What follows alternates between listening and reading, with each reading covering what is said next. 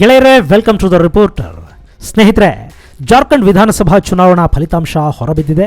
ಈ ರಿಸಲ್ಟ್ ಮುಂದೆ ನಡೆಯಲಿರೋ 3 ರಾಜ್ಯಗಳ ವಿಧಾನಸಭಾ ಚುನಾವಣಾ ಫಲಿತಾಂಶದ ಮೇಲೆ ಪರಿಣಾಮನೂ ಬೀರಲಿದೆ ಅಂತ ರಾಜಕೀಯ ಪಂಡಿತರೆಲ್ಲ ಹೇಳ್ತಾ ಇದ್ದಾರೆ.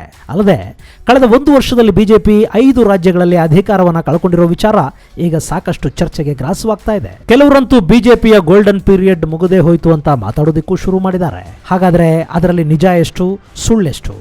ಇಷ್ಟಕ್ಕೂ ಕಳೆದ 1 ವರ್ಷದಲ್ಲಿ ಈ ದೇಶದಲ್ಲಾಗಿರೋ ಬದಲಾವಣೆಗಳು ಏನು ಅನ್ನೋದನ್ನ ಒಂದ್ಸರಿ ನೋಡ್ಕೊಂಡು ಬರೋಣ ಬನ್ನಿ.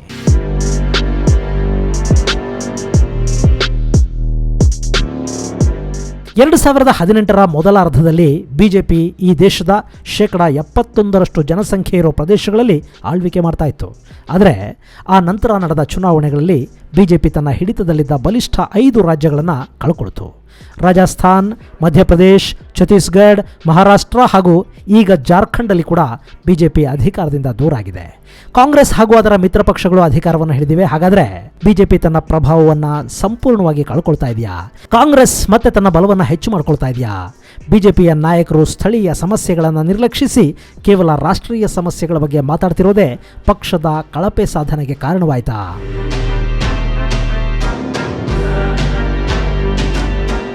ಸ್ನೇಹಿತರೆ, ನಾವು ಮೊದಲು ಜಾರ್ಖಂಡ್ ವಿಧಾನಸಭಾ ಚುನಾವಣೆಯ ತೀರ್ಪನ್ನು ನೋಡೋದಾದರೆ ಇಲ್ಲಿ ಚುನಾವಣಾ ಪೂರ್ವ ಮೈತ್ರಿ ಏರ್ಪಟ್ಟಿತ್ತು.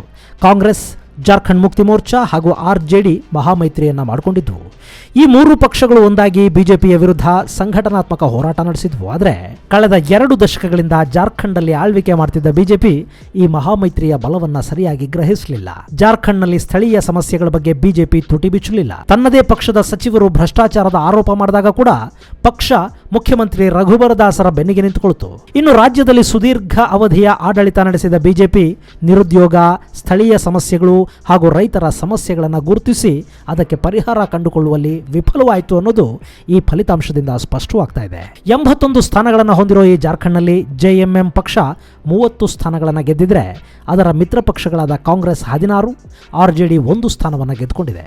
ಉಳಿದಂತೆ ಬಿಜೆಪಿ 25 ಸ್ಥಾನಗಳಿಗಷ್ಟೇ ತೃಪ್ತಿ ಪಟ್ಕೊಂಡಿದ್ದು, ಜೆವಿಎಂ 3, ಎಜೆಎಸ್ಯು 2 ಹಾಗೂ ಇತರರು 4 ಸ್ಥಾನಗಳನ್ನು ಪಡ್ಕೊಂಡಿದ್ದಾರೆ. ವಿಚಿತ್ರ ಅಂದ್ರೆ ಬಿಜೆಪಿಯ ಮಿತ್ರ ಪಕ್ಷಗಳಾಗಿದ್ದ ಎಲ್ಜೆಪಿ ಹಾಗೂ ಜೆಡಿಯು ಜಾರ್ಖಂಡ್ನಲ್ಲಿ ಖಾತೆ ತೆರೆಯುವುದರಲ್ಲಿ ವಿಫಲವಾಗಿವೆ. ಈ ಬಾರಿ ಬಿಜೆಪಿ ಭಾರಿ ತಂತ್ರ ಮಾಡಿ ಎಲ್ಜೆಪಿಯನ್ನ ಸ್ವತಂತ್ರವಾಗಿ ಸ್ಪರ್ಧಿಸುವ ಹಾಗೆ ನೋಡಿಕೊಂಡಿತ್ತು. ಆ ಮೂಲಕ ದಲಿತರು ಹಾಗೂ ಬುಡಕಟ್ಟು ಜನರ ವೋಟುಗಳು ಡಿವೈಡ್ ಆಗೋ ಹಾಗೆ ಮಾಡೋದು ಅದರ ಉದ್ದೇಶವಾಗಿತ್ತು.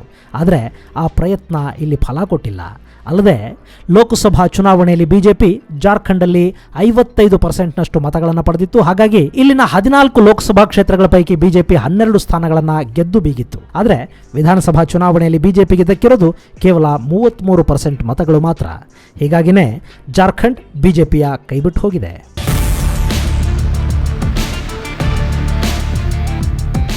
ಗೆಳೆಯರೇ, ಈ ಹಿಂದಿನ ಎಲೆಕ್ಷನ್ಗಳನ್ನು ನೋಡಿದರೆ ಅಲ್ಲಿ ಕೂಡ ಬಿಜೆಪಿ ಎಡವಿರೋದು ಸ್ಪಷ್ಟವಾಗಿ ಕಂಡುಬರುತ್ತೆ. ಕಳೆದ ವರ್ಷ ನಡೆದ ರಾಜಸ್ಥಾನ್, ಮಧ್ಯಪ್ರದೇಶ ಚುನಾವಣೆಯಲ್ಲಿ ಬಿಜೆಪಿ ಕೆಲವು ಶಾಸಕರ ಕೊರತೆಯಿಂದ ಅಧಿಕಾರದಿಂದ ವಂಚಿತವಾಯಿತು.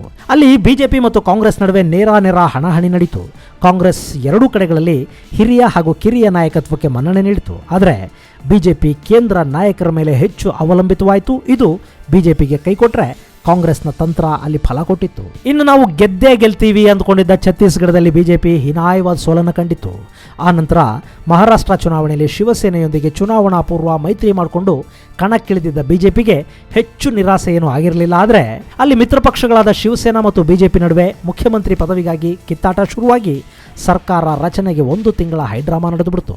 ಆನಂತರ ಶಿವಸೇನಾ ಮುಖ್ಯಸ್ಥ ಉದ್ಧವ್ ಠಾಕ್ರೆ ಎನ್ಸಿಪಿ ಹಾಗೂ ಕಾಂಗ್ರೆಸ್ನ ಬೆಂಬಲದೊಂದಿಗೆ ಮಹಾರಾಷ್ಟ್ರದ ಸಿಎಂ ಆಗಿ ಪ್ರಮಾಣವಚನ ಸ್ವೀಕರಿಸಿದರು. ಅಲ್ಲಿಗೆ ಮಧ್ಯ ಭಾರತದ ಬಹುದೊಡ್ಡ ರಾಜ್ಯ ಬಿಜೆಪಿಯ ಕೈತಪ್ಪು ಹೋಯಿತು. ಗೆಳೆಯರೇ, ಈ ಮಹಾರಾಷ್ಟ್ರ ಚುನಾವಣೆಯಲ್ಲಿ ಬಿಜೆಪಿ ಶಿವಸೇನೆಯ ಜೊತೆಗೆ ಹೋಗದೆ ಸ್ವತಂತ್ರವಾಗಿ ಸ್ಪರ್ಧೆ ಮಾಡಿದರೂ ಕೂಡ ಇಲ್ಲಿ ಇನ್ನೂ ಹೆಚ್ಚಿನ ಸೀಟುಗಳನ್ನು ಗೆಲ್ಲೋ ಸಾಧ್ಯತೆ ಇತ್ತು ಅನ್ನೋದು ಸಾಕಷ್ಟು ಹಿರಿಯರ ಅಭಿಪ್ರಾಯ. ಆದರೆ ಈ ಬಾರಿ ಅದ್ಯಾಕೋ ಬಿಜೆಪಿನೇ ಸ್ವಲ್ಪ ಬೆದರಿದಂತೆ ಕಂಡು ಬಂದ ಕಾರಣ ಅಲ್ಲಿ ಶಿವಸೇನೆಯ ಜೊತೆ ಚುನಾವಣಾ ಪೂರ್ವ ಮೈತ್ರಿ ಮಾಡಿಕೊಂಡ್ರು. ಇನ್ನು ಮಹಾರಾಷ್ಟ್ರ ಚುನಾವಣೆಯಲ್ಲಿ ಕೂಡ ಸ್ಥಳೀಯ ಸಮಸ್ಯೆಗಳ ಬಗ್ಗೆ ಮಾತಾಡದೇ ಇದ್ದದ್ದು ಹಾಗೂ ಸ್ಥಳೀಯವಾಗಿ ಪ್ರಬಲ ನಾಯಕತ್ವ ಇಲ್ಲದೆ ಹೋದದ್ದು ಪಕ್ಷದ ಈ ಸ್ಥಿತಿಗೆ ಕಾರಣವಾಯಿತು. ಇನ್ನು ಹರಿಯಾಣ ಚುನಾವಣೆಯಲ್ಲಿ ಗೆಲ್ಲುವ ಹುಮ್ಮಸ್ಸಿನಲ್ಲಿ ಬಿಜೆಪಿ ಕಣಕ್ಕಿಳಿದಿತ್ತು. ಆದರೆ ಬಿಜೆಪಿಯ ಜಾತಿ ಸಮೀಕರಣದ ತಂತ್ರ ಉಲ್ಟಾ ಹೊಡೆದು ಅಲ್ಲಿ ಬಹುಮತಕ್ಕೆ ಬೇಕಿದ್ದ ಸ್ಥಾನಗಳನ್ನು ಪಡೆಯುವಲ್ಲಿ ಬಿಜೆಪಿ ವಿಫಲವಾಯಿತು. ಆದರೆ ಆ ನಂತರದಲ್ಲಿ ದುಷ್ಯಂತ್ ಚೌಟಾಲಾ ಜೊತೆ ಸೇರಿ ಬಿಜೆಪಿ ಸರ್ಕಾರ ರಚನೆ ಮಾಡಿತು. ಇದು ಬಿಜೆಪಿಯ ಗೆಲುವು ಅಲ್ಲದೇ ಇದ್ರೂ ಕೂಡ ಹರಿಯಾಣದಲ್ಲಿ ಸರ್ಕಾರ ರಚಿಸುವಲ್ಲಿ ಬಿಜೆಪಿ ಸಫಲವಾಯಿತು. ಇನ್ನು ಈ ಬಾರಿಯ ಜಾರ್ಖಂಡ್ನಲ್ಲಿ ಬಿಜೆಪಿ ಮಾಡಿಕೊಂಡ ತಪ್ಪು ಅಂದ್ರೆ ಅದು ಸ್ಥಳೀಯ ಸಮಸ್ಯೆಗಳ ಬಗ್ಗೆ ಬಾಯಿ ಬಿಡದೇ ಇದ್ದದ್ದು. ಸ್ಥಳೀಯ ವಿಚಾರಗಳನ್ನು ಮಾತಾಡದೇ ಇದ್ರೆ ಹೇಗೆಲ್ಲ ಸಮಸ್ಯೆಗೆ ಗುರಿಯಾಗಬೇಕಾಗತ್ತೆ ಅನ್ನೋದು ಈ ಚುನಾವಣೆಯಿಂದ ಸಾಬೀತಾಗಿದೆ. ಅಲ್ಲದೆ ಮುಂದೆ ನಡೆಯುವ 3 ಮಹಾಸಮರಗಳಲ್ಲಿ ಪಕ್ಷ ಯಾವ ತಂತ್ರವನ್ನು ಅನುಸರಿಸಬೇಕು ಅನ್ನೋದ್ರ ಬಗ್ಗೆ ಈಗ ಯೋಚನೆ ಶುರುವಾದ ಹಾಗಿದೆ. ಯಾಕೆಂದರೆ ಮುಂದೆ ಬಿಹಾರ್, ಪಶ್ಚಿಮ ಬಂಗಾಳ ಮತ್ತು ದೆಹಲಿಯಲ್ಲಿ ಚುನಾವಣೆಗಳು ನಡೆಯುತ್ತವೆ. ಈ 3 ರಾಜ್ಯಗಳಲ್ಲಿ ಕೂಡ ಬಿಜೆಪಿಗೆ ಪ್ರಬಲ ಸ್ಪರ್ಧೆ ಎದುರಾಗಲಿದೆ. ಪಶ್ಚಿಮ ಬಂಗಾಳದಲ್ಲಿ ದೀದಿಯ ವಿರುದ್ಧ ಬಿಜೆಪಿ ಸೆಣಸಾಡಬೇಕು. ಹಾಗೇನೆ ಬಿಹಾರದಲ್ಲಿ ಲಾಲು ಮತ್ತು ಕಾಂಗ್ರೆಸ್ ಮೈತ್ರಿಕೂಟವನ್ನ ಬಿಜೆಪಿ ಮತ್ತು ಜೆಡಿಯು ಎದುರಿಸಬೇಕಿದೆ. ಆದರೆ ಈ 2 ರಾಜ್ಯಗಳೊಂದಿಗೆ ಗಡಿ ಹಂಚಿಕೊಂಡಿರುವ ಒಂದು ಕಾಲದಲ್ಲಿ 2 ರಾಜ್ಯಗಳ ನಡುವೆ ಹಂಚಿ ಹೋಗಿದ್ದ ಜಾರ್ಖಂಡ್ನಲ್ಲಿ ಬಿಜೆಪಿಗೀಗ ವ್ಯತಿರಿಕ್ತ ಫಲಿತಾಂಶ ಬಂದಿರೋದು ಚಿಂತೆಗೆ ಈಡು ಮಾಡಿದೆ. ಅಲ್ಲದೆ ಜಾರ್ಖಂಡ್ನಲ್ಲಿ ಜೆಡಿಯು ಮತ್ತು ಎಲ್ಜೆಪಿ ಶೂನ್ಯ ಸಾಧನೆ ಮಾಡಿವೆ. ಇದು ಬಿಹಾರದಲ್ಲಿ ಯಾವ ತಂತ್ರವನ್ನು ಹೂಡಬೇಕು ಅನ್ನೋದನ್ನು ನಿರ್ಧರಿಸೋದಕ್ಕೆ ಬಹುಶಃ ಸಹಾಯಕವಾಗಬಹುದು. ಯಾಕೆಂದ್ರೆ ಜೆಡಿಯು ಮತ್ತು ಎಲ್ಜೆಪಿ ಬಿಹಾರದಲ್ಲಿ ಪ್ರಬಲ ಪಕ್ಷಗಳಾಗಿವೆ. ಹೀಗಿದ್ದರೂ ಕೂಡ ಲಾಲು ಕಾಂಗ್ರೆಸ್ ಮತ್ತು ಮಾಂಝಿಯ ಪಕ್ಷದ ಮೈತ್ರಿಯ ವಿರುದ್ಧ ಬಿಜೆಪಿ ಮತ್ತು ಮಿತ್ರ ಪಕ್ಷಗಳು ಅಲ್ಲಿ ಹೋರಾಟ ಮಾಡಲೇಬೇಕಿದೆ.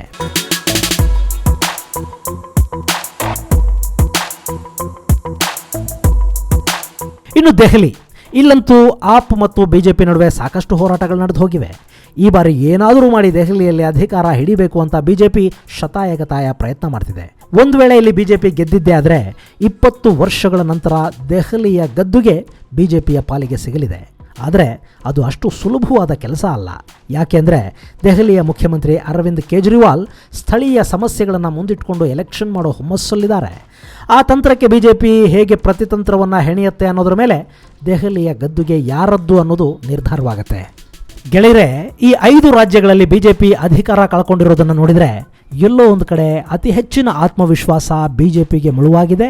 ಅದಲ್ಲದೆ ಎಲ್ಲ ಸಂದರ್ಭಗಳಲ್ಲೂ ರಾಷ್ಟ್ರೀಯ ವಿಚಾರಗಳು ಮತಗಳನ್ನು ತಂದುಕೊಡುವುದಿಲ್ಲ ಅನ್ನೋದು ಈ ಚುನಾವಣೆಯಿಂದ ಸಾಬೀತಾಗ್ತಾ ಇದೆ. ಇನ್ನು ಹೇಗೆ ಈ ಹಿಂದೆ ಬಿಜೆಪಿ ಕಾಂಗ್ರೆಸ್ ವಿರುದ್ಧ ಪ್ರತಿಪಕ್ಷಗಳನ್ನು ಒಗ್ಗೂಡಿಸಿಕೊಂಡು ಅಧಿಕಾರವನ್ನು ಹಿಡಿತಿತ್ತೋ ಅದೇ ರೀತಿ ಈಗ ಕಾಂಗ್ರೆಸ್ ಹಾಗೂ ಪ್ರಾದೇಶಿಕ ಪಕ್ಷಗಳು ಬಿಜೆಪಿಗೆ ತಿರುಮಂತ್ರ ಹಾಕ್ತಾ ಇವೆ.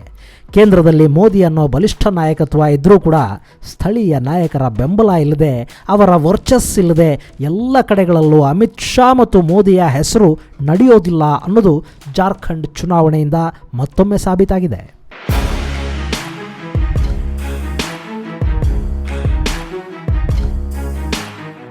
ಉದಾಹರಣೆಗೆ ಹೇಳೋದಾದರೆ ಒರಿಸ್ಸಾದಲ್ಲಿ ನವೀನ್ ಪಟ್ನಾಯಕ್ ವಿರುದ್ಧ ಬಿಜೆಪಿಯಲ್ಲಿ ಪ್ರಬಲ ನಾಯಕರಿಲ್ಲದೆ ಹೋಗಿದ್ದು ಒರಿಸ್ಸಾದಲ್ಲಿ ಸೋಲು ಹಾಗೂ ಮಾಡಿತು. ಇನ್ನು ಮಹಾರಾಷ್ಟ್ರದಲ್ಲಿ ಶರದ್ ಪವಾರ್ ವಿರುದ್ಧ ನಿಲ್ಲಬಲ್ಲ ಮತ್ತೊಬ್ಬ ನಾಯಕನ ಕೊರತೆಯನ್ನು ಬಿಜೆಪಿ ತೀವ್ರವಾಗಿ ಎದುರಿಸಿತ್ತು. ಮಾಜಿ ಮುಖ್ಯಮಂತ್ರಿ ದೇವೇಂದ್ರ ಫಡ್ನವೀಸ್ ಇದ್ರೂ ಕೂಡ ಅವರಿಂದ ಬಿಜೆಪಿಗೆ ಲಾಭ ಎಷ್ಟಾಗಿದೆ ಅನ್ನೋದನ್ನು ಬಿಜೆಪಿಯವರೇ ಈಗ ಲೆಕ್ಕ ಹಾಕ್ಕೊಳ್ತಾ ಇದ್ದಾರೆ. ಮಹಾರಾಷ್ಟ್ರದಲ್ಲಿ ಬಿಜೆಪಿ 105 ಸೀಟುಗಳನ್ನು ಗೆದ್ದಿರೋದರ ಹಿಂದೆ ನಡೆದಿರೋದು ಮೋದಿಯ ಆಟ ಅಷ್ಟೇ. ಹಾಗೆಯೇ ಕರ್ನಾಟಕದಲ್ಲಿ ಕೂಡ ಯಡಿಯೂರಪ್ಪ ಇಲ್ಲದೆ ಹೋಗಿದ್ರೆ ಬಿಜೆಪಿ ಅಧಿಕಾರದ ಹತ್ತಿರಕ್ಕೆ ಕೂಡ ಬರೋದಕ್ಕೆ ಸಾಧ್ಯವಾಗ್ತಿರಲಿಲ್ವೇನೋ. ಸೊ ಎಲ್ಲವನ್ನು ಕೇಂದ್ರದ ನಾಯಕತ್ವವೇ ಮಾಡುತ್ತೆ ಅನ್ನೋದನ್ನು ಬಿಟ್ಟು ಸ್ಥಳೀಯ ನಾಯಕತ್ವವನ್ನು ಕೂಡ ಬಲಗೊಳಿಸೋದರ ಕಡೆಗೆ ಬಿಜೆಪಿ ಹೆಜ್ಜೆ ಇಡಬೇಕಿದೆ. ಇಲ್ಲವಾದರೆ ಮುಂದೆ ನಡೆಯೋ ಚುನಾವಣೆಗಳಲ್ಲಿ ಕೂಡ ಬಿಜೆಪಿಗೆ ಇಂಥದ್ದೇ ಆಘಾತ ಎದುರಾಗುವ ಸಾಧ್ಯತೆಯನ್ನು ತಳ್ಳಿ ಹಾಕೋದಕ್ಕೆ ಸಾಧ್ಯವಾಗೋದಿಲ್ಲ. ಇನ್ನು ಈ ಎಲ್ಲ ಚುನಾವಣೆಗಳನ್ನು ಒಮ್ಮೆ ಗಮನಿಸಿ ನೋಡಿ. ಅಲ್ಲಿ ಬಿಜೆಪಿ ಸ್ವಲ್ಪ ಮಟ್ಟಿಗೆ ಬಲ ಕಳ್ಕೊಂಡಿದ್ರೂ ಕೂಡ ಅದರ ಮಿತ್ರ ಪಕ್ಷಗಳು ಸರಿಯಾದ ಸಾಧನೆ ಮಾಡದೇ ಇರೋದು ಬಿಜೆಪಿಯನ್ನ ಅಧಿಕಾರದಿಂದ ದೂರ ಉಳಿಯೋ ಹಾಗೆ ಮಾಡಿದೆ. ಇನ್ನು ಕಾಂಗ್ರೆಸ್ ಸಹಜವಾಗಿ ಸ್ವಲ್ಪ ಚೇತರಿಸಿಕೊಂಡು ಕಾಣ್ತಾ ಇದೆ. ರಾಜ್ಯ ಸರ್ಕಾರಗಳ ವಿರುದ್ಧದ ಆಂಟಿ ಇನ್ಕಂಬೆನ್ಸಿ ಫ್ಯಾಕ್ಟರ್ ಕಾಂಗ್ರೆಸ್ಗೆ ಸ್ವಲ್ಪ ಬಲ ತುಂಬಿರೋದು ನಿಜ. ಆದರೆ ಬಹುತೇಕ ರಾಜ್ಯಗಳಲ್ಲಿ ಪ್ರಾದೇಶಿಕ ಪಕ್ಷಗಳು ಹೆಚ್ಚು ಸಾಧನೆಯನ್ನು ತೋರಿಸಿವೆ. ಇದು ರಾಜ್ಯಗಳ ಜನ ಸ್ಥಳೀಯ ಸಮಸ್ಯೆಗಳಿಗೆ ಮಹತ್ವ ಕೊಡ್ತಾರೆ ಮತ್ತು ಉತ್ತಮ ಪ್ರಾದೇಶಿಕ ಪಕ್ಷವನ್ನು ಬಯಸ್ತಿದ್ದಾರೆ ಅನ್ನೋದರ ಸೂಚನೆ ಇರಬಹುದು. ಇನ್ನು 3 ವರ್ಷಗಳಲ್ಲಿ ನಮ್ಮ ರಾಜ್ಯ ಕೂಡ ಚುನಾವಣೆಯನ್ನು ಎದುರಿಸಬೇಕು. ಆದರೆ ನಮಗೆ ಇಡೀ ರಾಜ್ಯವನ್ನು ಪ್ರತಿನಿಧಿಸಬಲ್ಲ ಬಲಿಷ್ಠ ಪ್ರಾದೇಶಿಕ ಪಕ್ಷ ಯಾವುದೂ ಇಲ್ಲ ಅನ್ನೋ ಕೊರತೆಯೂ ಇದೆ. ಗೆಳೆಯರೇ, ಇದು ಬಿಜೆಪಿ ಇತ್ತೀಚೆಗೆ ಅಧಿಕಾರದಿಂದ ವಂಚಿತವಾದ ರಾಜ್ಯಗಳ ಬಗೆಗಿನ ಚಿಕ್ಕ ಪರಿಚಯ. ಮುಂದಿನ ವಿಡಿಯೋದಲ್ಲಿ ಮತ್ತೊಂದು ವಿಶೇಷವನ್ನು ನಿಮ್ಮ ಮುಂದಿಡ್ತೀನಿ. ಅಲ್ಲಿವರೆಗೆ ನಮಸ್ಕಾರ.